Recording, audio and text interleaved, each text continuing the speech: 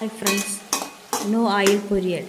Oil சேர்க்காம carrot அவரைக்காய் பொரியல் எப்படி பண்ணுறதுன்னு பார்க்கலாமா? சூப்பரான டேஸ்ட்டில். முதல்ல ஒரு ஜார் எடுத்து அதில் கொஞ்சம் ஜீரகம், ஒரு கைப்பிடி அளவு தேங்காய்,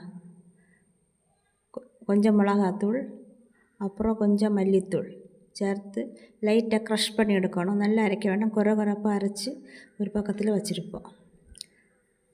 கொஞ்சம் கறிவேப்பிலை கூட சேர்த்து அரைக்க, கறிவேப்பிலை ஆப்ஷனல் தான். அப்புறம் கேரட் பீன்ஸ் கட் பண்ணி வச்சுருக்கு, சின்ன சின்ன பீஸாக கட் பண்ணி சூப்பராக வச்சுருக்கு. அதில் நம்ம அரைச்சி வச்சுருக்கிறத போட்டு உப்பு, தேவையான அளவு உப்பும் சேர்த்து லைட்டாக தண்ணி விட்டு நல்லா பிசைஞ்சு விறகணும். அப்புறமா மூடி போட்டு அடுப்பில் வச்சு வேக வைக்கணும். நல்லா கொதி வந்ததும் ஒரு வாட்டி கிளறி விட்டுட்டு சிம்மில் வச்சு தண்ணியெல்லாம் வற்றி நல்லா பொறுப்பாக பொரியல் மாதிரி ஆகிறது வரை வேக வச்சு எடுத்தால் போதும். சூப்பரான அவரைக்காய் பொரியல் ரெடி. டயபெட்டிஸ் பேஷண்ட்ஸ் எல்லாருமே சாப்பிடலாம். ஆயிலே சேர்க்கல, ஆனால் சூப்பர். ஆயில் சேர்க்காத மாதிரி இருக்க நல்லா இருக்கும்.